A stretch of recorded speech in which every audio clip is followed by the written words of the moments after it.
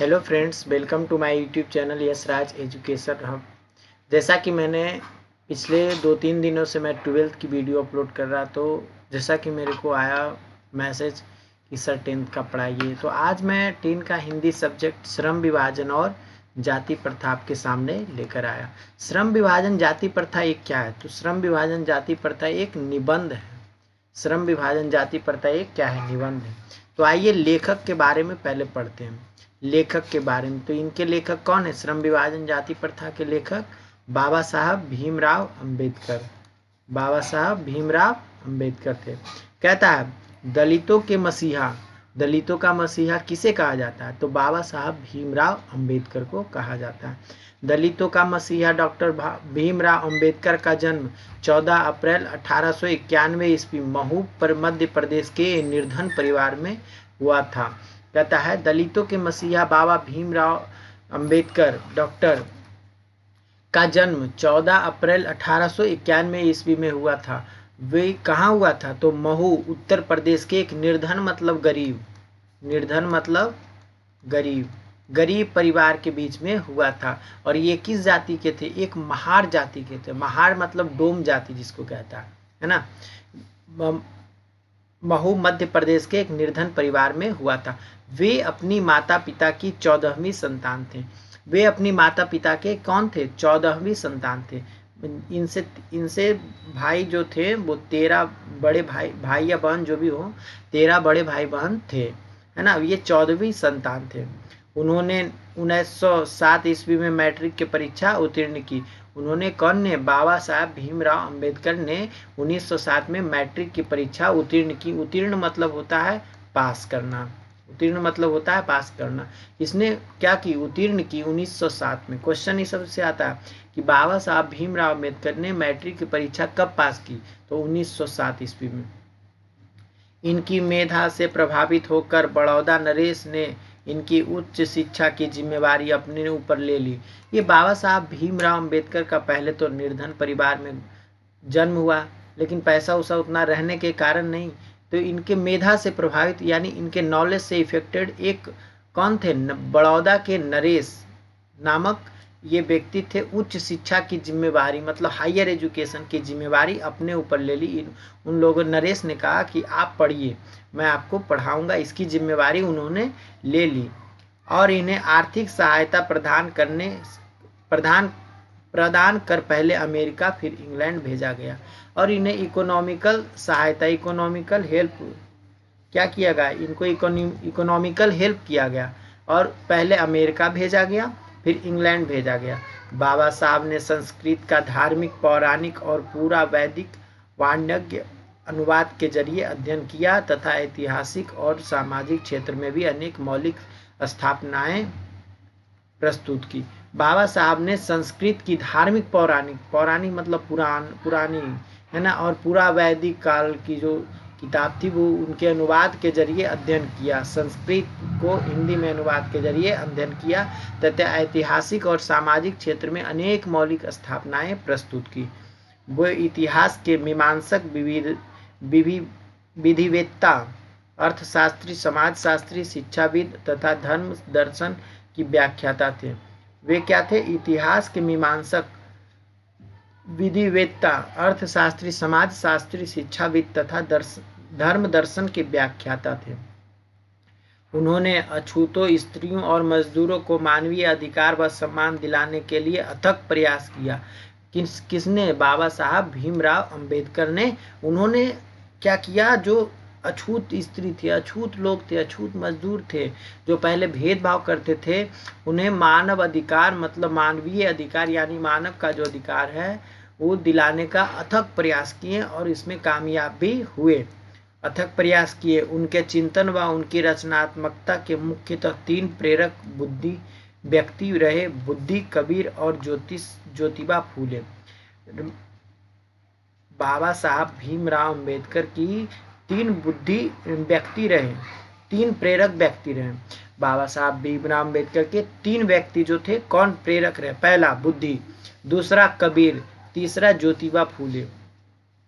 भारत के संविधान निर्माण में उनकी महत्वपूर्ण भूमिका रही। भारत के संविधान जब बन रहे थे तो उनमें इनकी क्या रही, महत्वपूर्ण भूमिका रही। वो किताब लिखने में इनकी महत्वपूर्ण ऐतिहासिक रोल रहा, है ना। इसलिए आज इन्हें भारतीय संविधान का निर्माता भी कहा जाता है। बाबा साहब का निधन 1956 में दिल्ली में हुआ था। क्वेश्चन यहाँ से बनता है, भारतीय संविधान का निर्माता किसे कहा जाता है? तो भारतीय संविधान का निर्माता बाबा साहब भीमराव अंबेडकर को कहा जाता है। बाबा साहब का निधन कब हुआ? तो बाबा साहब भीमराव अंबेडकर का निधन 1956 ईस्वी में दिल्ली में हुआ था। अब देखिए बुक पर आते हैं, बुक का स्टोरी आते हैं। गेट लगाओ, गेट सटाओ, गेट सटाओ पूरा। अब बुक पर आ जाते हैं। कहता है यह विडंबना की ही बात है, यह जो है एक विडंबना की ही बात है कि इस युग में भी जातिवाद के पोषकों की कमी नहीं है। इस युग में भी जातिवाद अभी भी है। ये डोम है, इसको न छुओ, ये चमार है, ये सिर्फ चमड़ा ही सी सकता है, जरूरी नहीं है ना।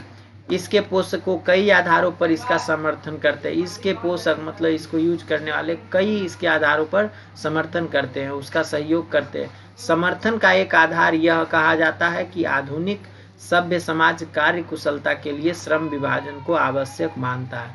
कहते हैं कि आधुनिक सभ्य समाज, आधुनिक आज का जो समय चल रहा है, आधुनिक सभ्य समाज यानी सिविलाइज सोसाइटी कार्य कुशलता के लिए श्रम विभाजन को आवश्यक मानते हैं। श्रम मीन्स होता है काम, मेहनत, मजदूरी। और चूंकि जाति प्रथा भी श्रम विभाजन का ही दूसरा रूप है। जाति प्रथा क्या है? एक श्रम विभाजन का दूसरा रूप है। जाति प्रथा मतलब क्या होता है कि जात पात में प्रथा लाना, ये चमार है तो ये नहीं कर सकता, ये मेरे साथ बैठ नहीं सकता, ये मेरे साथ उठने, सब एक है, ठीक है, सारे लोग हम लोग एक हैं। इस चीज को दूर करना चाहिए, जाति प्रथा को। यही तो करा श्रम विभाजन और जाति प्रथा। तो यहाँ क्या करा, क्योंकि जाति प्रथा भी श्रम विभाजन का दूसरा हिस्सा है, इसलिए इसमें कोई बुराई नहीं है। इस तर्क के संबंध में पहली बात तो यही आपत्तिजनक है कि जाति प्रथा श्रम विभाजन के साथ साथ श्रमिक विभाजन का भी रूप लिए हुए है ना। कहते हैं कि इसमें कोई बुराई नहीं। श्रम विभाजन जाति प्रथा क्यों चला कि ये प्रथा है, जाति है, ये इस जाति का है, ये महार जाति का, इससे मिलेंगे नहीं, इसके साथ बैठेंगे नहीं, ये चीज़ नहीं होना चाहिए हम लोगों में। हम लोग सब एक ही भगवान के बने हुए हैं, हम लोग में एक ही। अब अलग क्यों, जातिवाद क्यों? उसका भी दो आँख है, मेरा भी दो आँख है, उसका भी दो हाथ है, मेरा भी दो हाथ, तो हम उससे क्यों ना बोलें? ये प्रथा अगर ऊपर से आती, भगवान ही लिख कर भेजते कि ये इस जाति का। जाति कौन लाया? हम और आप लाए, जाति दूसरा कोई नहीं लाया। जाति जैसे धरती पर जो जन्म लिया, तो जन्म लिया क्या उसके पीठ पर या शरीर पर लिखा था कि ये इस जाति का? नहीं। अगर ऊपर से ही भेदभाव कर कर भेजते तो इंसान आज अलग अलग रूपों में रहता। लेकिन ये जो जातिवाद आया है, इस कास्टिज्म आया कि ये इस कास्ट का है, ये इस कास्ट का, ये अपर कास्ट का, एक लोअर कास्ट का, नहीं, ऐसा नहीं होना चाहिए। ऐसा होना चाहिए कि सारे लोग एक समान है ना। हर इंसान भगवान की ही एक रूप है, भगवान का ही संतान है, तो इसमें भेदभाव क्यों? हर इंसान के अंदर भगवान बसते हैं, तो इसमें भेदभाव क्यों? जब ऊपर वाले ने भेदभाव नहीं किया तो हम जातिवाद करने वाले कौन होते हैं? यानी हम लोग कहीं ना कहीं गलत कर रहे हैं। इस चीज को हम लोग को सुधारना चाहिए। यही तो बता रहा है इसमें श्रम विभाजन और जाति प्रथा में। कहता है इस तर्क के संबंध में पहली बात तो यह आपत्तिजनक है कि जाति प्रथा श्रम विभाजन के साथ साथ श्रमिक विभाजन का भी रूप लिए हुए है। श्रम विभाजन निश्चय ही सभ्य समाज की आवश्यकता है। श्रम विभाजन को निश्चय ही क्या है? एक सभ्य समाज की आवश्यकता है इस चीज को हटाने की। परंतु किसी भी सभ्य समाज में श्रम विभाजन की व्यवस्था श्रमिकों के विभिन्न वर्गों में अस्वाभाविक विभाजन नहीं करती। परंतु किसी भी सभ्य समाज में, किसी भी एक सिविलाइज सोसाइटी में कभी भी श्रम विभाजन की व्यवस्था, श्रम जो मेहनत करने वाले हैं उसकी व्यवस्था, विभाजन यानी अलग अलग करने के, श्रमिकों के विभिन्न वर्गों में, श्रमिकों मतलब मेहनत करने वाले लोगों, मजदूरों के विभिन्न वर्गों में अस्वाभाविक विभाजन नहीं करती। क्या श्रमिक जो होते हैं, मजदूर जो होते हैं वो अलग अलग होते हैं? नहीं, वो अलग नहीं होते, सिर्फ मेहनत करते हैं। अगर कोई लकड़ी बना रहा है तो मेहनत कर रहा है, उसका जो हेल्प करने वाला वो भी मजदूर है, और जो घर बना रहा है तो कोई बालू ऊपर पहुंचा रहा है तो वो भी मेहनत कर रहा है, वो भी श्रमिक। तो इसमें अस्वाभाविक विभाजन नहीं करते, कभी उसमें अलग नहीं होते। भारत की जाति प्रथा की एक और विशेषता यह है, मानी भारत की जो जाति प्रथा है इसकी विशेषता यह और भी है कि यह श्रमिकों का अस्वाभाविक विभाजन ही नहीं करती, बल्कि विभाजित वर्गों का एक दूसरे से उपेक्षा, ऊंच नीच का करार देती है, जो विश्व के किसी भी समाज में नहीं पाया जाता। कहते हैं देखो कि भारत में जाति प्रथा की एक और विशेषता यह है कि यह श्रमिकों का अस्वाभाविक विभाजन भी नहीं करती, बल्कि विभाजित वर्गों, यानी जो विभाजित वर्ग है, एक दूसरे की उपेक्षा मतलब इच्छा, ऊंच नीच का भी करार देती है, जो विश्व के किसी भी समाज में नहीं पाया जाता है। नेक्स्ट, जाति प्रथा को यदि श्रम विभाजन मान लिया जाए, यदि जाति प्रथा को एक श्रम विभाजन यानी उसको अलग अलग मान लिया जाए तो स्वाभाविक विभाजन नहीं है, तो स्वाभाविक रूप से यह एक अलग नहीं है, क्योंकि यह मनुष्य के रुचि पर आधारित नहीं है। कुशल व्यक्ति या सक्षम श्रमिक समाज का निर्माण करने के लिए यह आवश्यक है कि हम व्यक्तियों की क्षमता इस सीमा तक विकसित करें जिससे वह अपने पेशे या कार्य का चुनाव स्वयं कर सके। देखो है ना क्या बात बोला, क्योंकि यह मनुष्य की रुचि पर आधारित नहीं है। विभाजन प्रथा जो है मनुष्य की इच्छा हो जाएगी तो किसी को अलग कर देगा। तुम्हारी माँ, आपके माँ बाप है तो आपकी इच्छा हो जाए कि माँ बाप को अलग कर दे अपने से, तो अलग कर पाओगे? नहीं कर पाओगे। कुशल व्यक्ति या सक्षम श्रमिक, जो कुशल व्यक्ति है, कुशल कारीगर है, कुशल मजदूर है, उसको हर काम आता है, या सक्षम मतलब पूरी तरह से एबल, योग्य। श्रमिक समाज मतलब एक श्रमिक समाज का निर्माण करने के लिए यह आवश्यक है, यह जरूरी है कि हम व्यक्तियों की क्षमता, हम व्यक्तियों की जो कैपेसिटी होती है इस सीमा तक विकसित करें, यह एक लिमिट तक विकसित करें जिससे वह अपने पेशे या कार्य का चुनाव स्वयं कर सके। उसमें हम इतना एबिलिटी उसको दे, इतना उसको पावर दे कि वो अपना कार्य का निर्धारण स्वयं करे, उसका चुनाव वो स्वयं कर सके।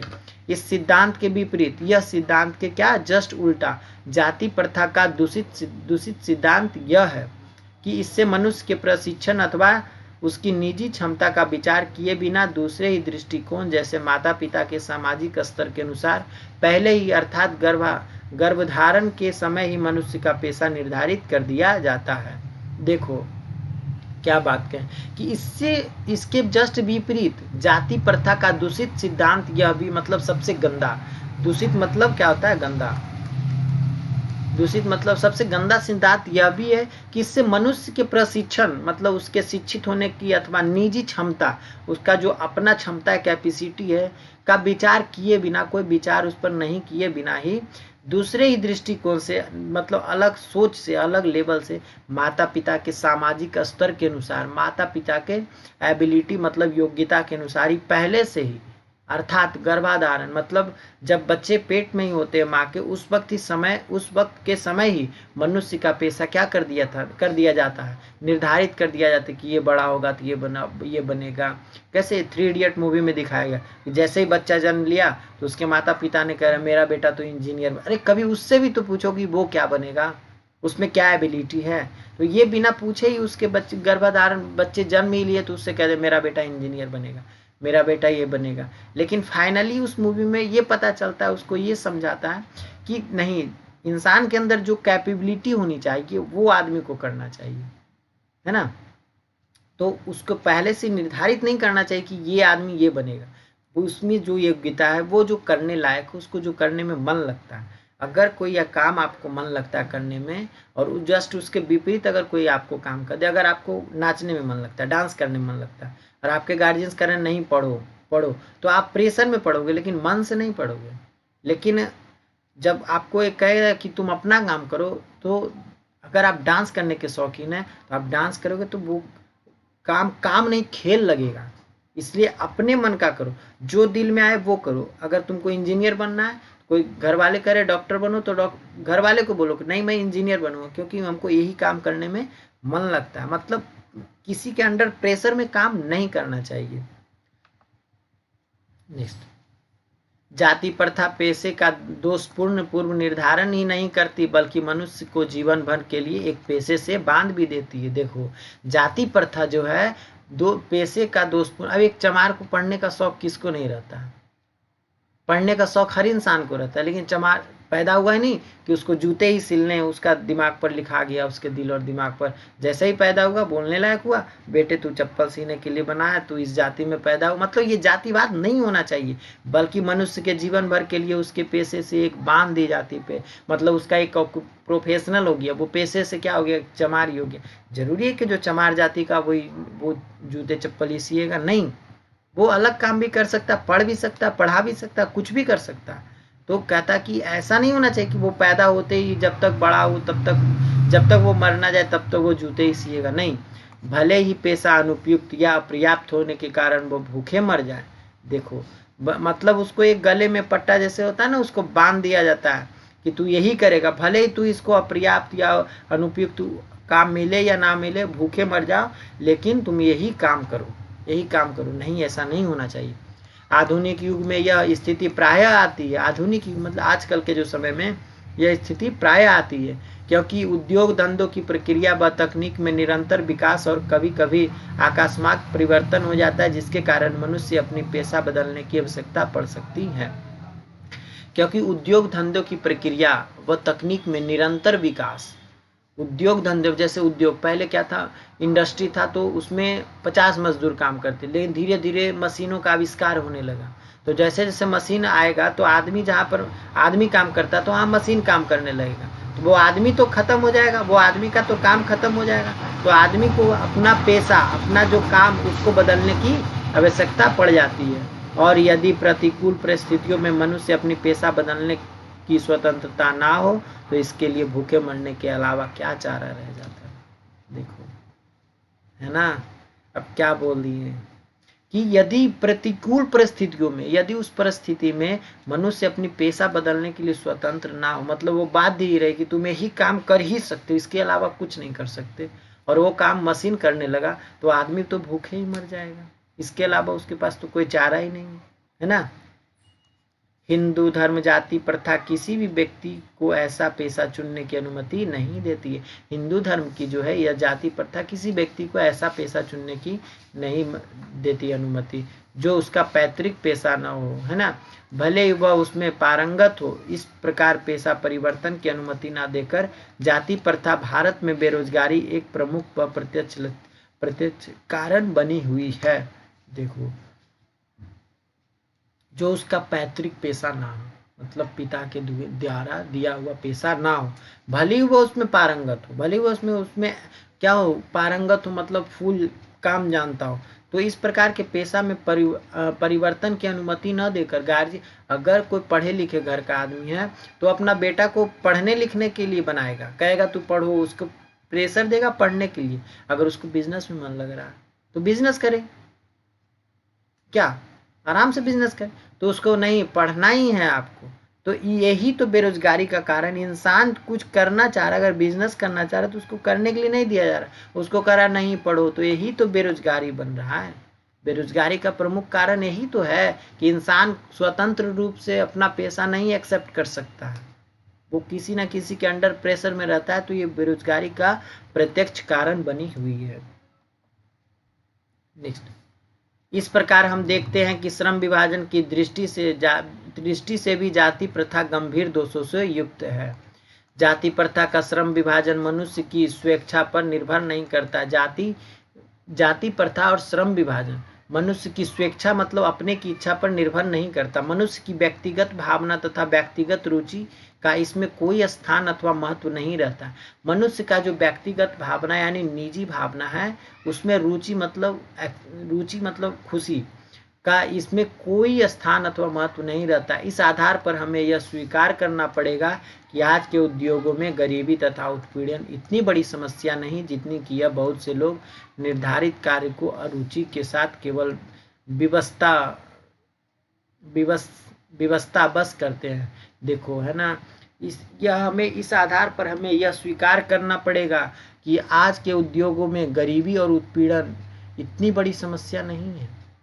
आज के समय में गरीबी और उत्पीड़न इतनी बड़ी समस्या भी नहीं है। आदमी पैसा कमा सकता है, खा सकता है आराम से, लेकिन एक निर्धारित कार्य के लिए अगर किसी को कुछ काम करने में नहीं मन लग रहा है तो उसको प्रेशर दिया जाता है कि नहीं तुम्हें ही काम ही कर सकता। तो ये क्या हो रहा है कि इंसान व्यवस्था पूर्वक मतलब व्यवस्था बस मतलब मजबूरी में काम कर रहा है। क्या कर रहा है? मजबूरी में वह आदमी काम कर रहा है। ऐसी स्थिति स्वभावतः मनुष्य को दुर्भावना से ग्रस्त रहकर टालू काम करने और कम काम करने के लिए प्रेरित करती है। और जब कोई आदमी को कोई काम में मन ही न लगेगा तो वो आदमी क्या करेगा? काम को टालते रहेगा, धीरे धीरे सुस्त होकर काम करेगा।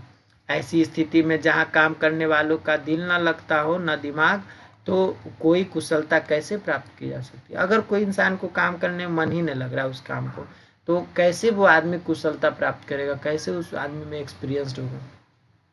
अतः यह निर्विवाद रूप से सिद्ध होता है कि आर्थिक पहलू से भी जाति प्रथा हानिकारक प्रथा।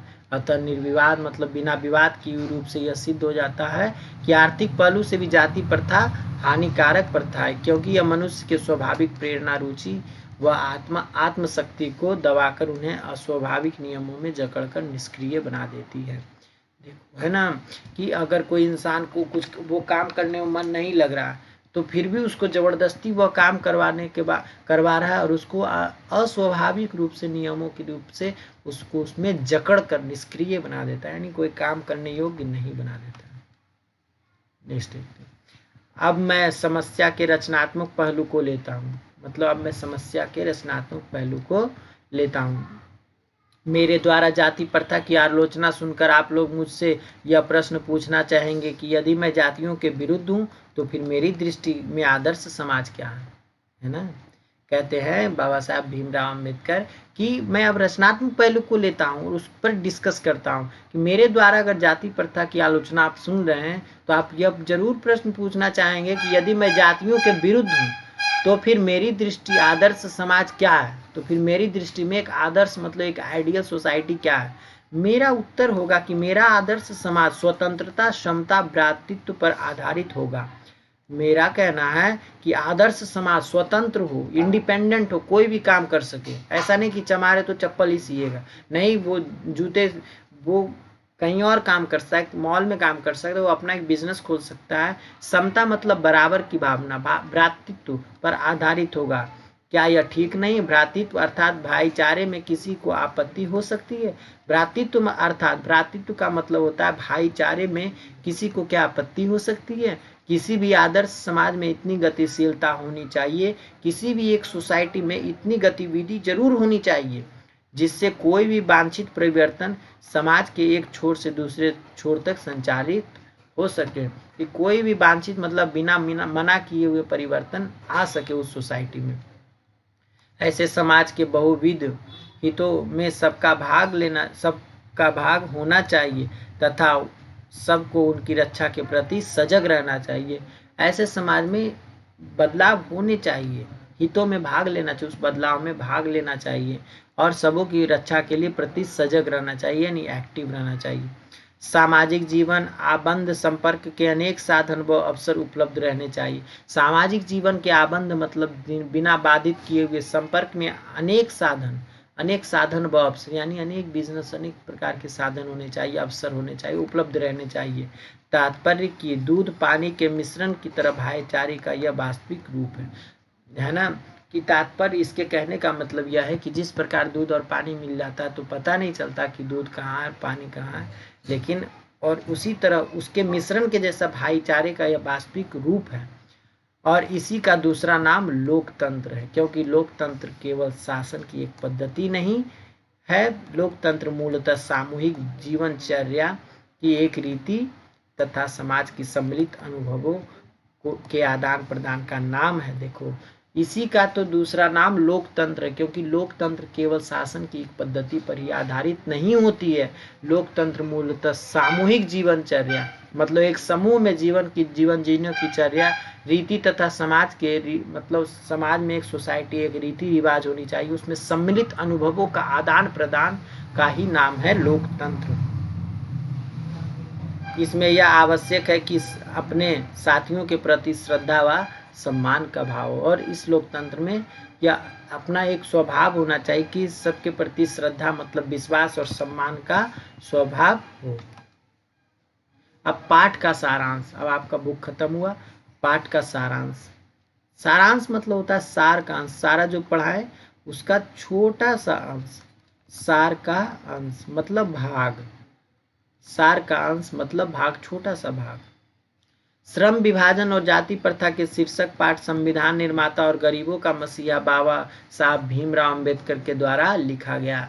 देखो, श्रम विभाजन और जाति प्रथा के शीर्षक का संविधान कौन लिखे हैं? गरीबों के मसीहा बाबा साहब भीमराव अंबेडकर।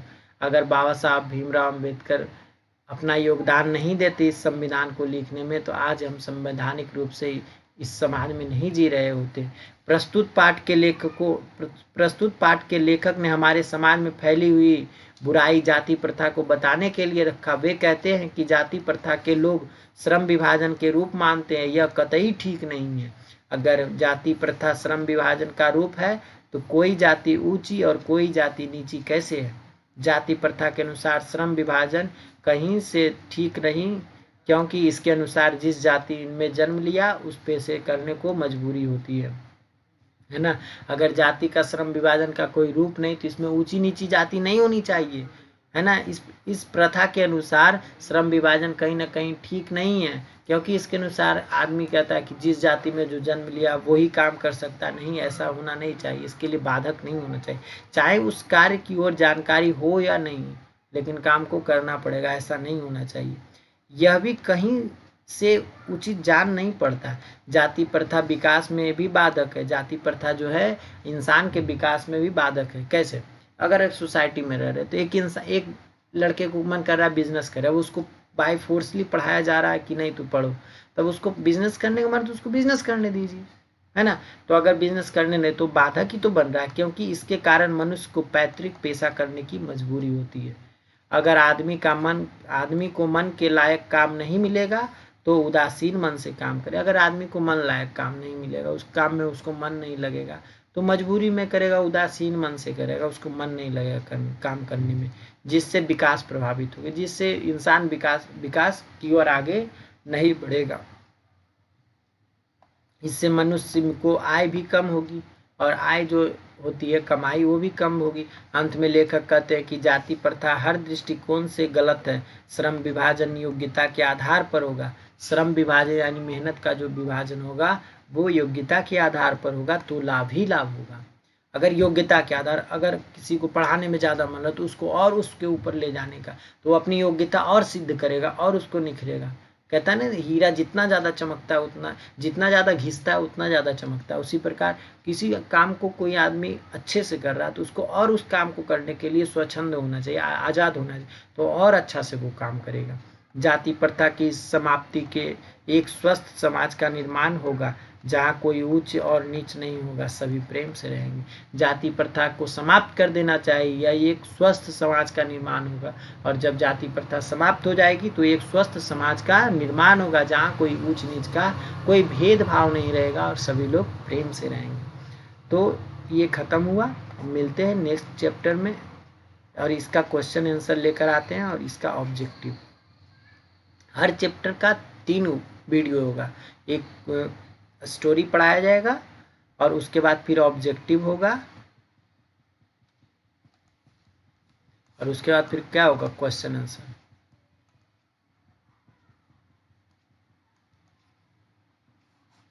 और इसी तरह आप तैयारी करते रहिए और आगे हम आप लोग को कोऑपरेट करते रहेंगे। तब तक के लिए थैंक यू।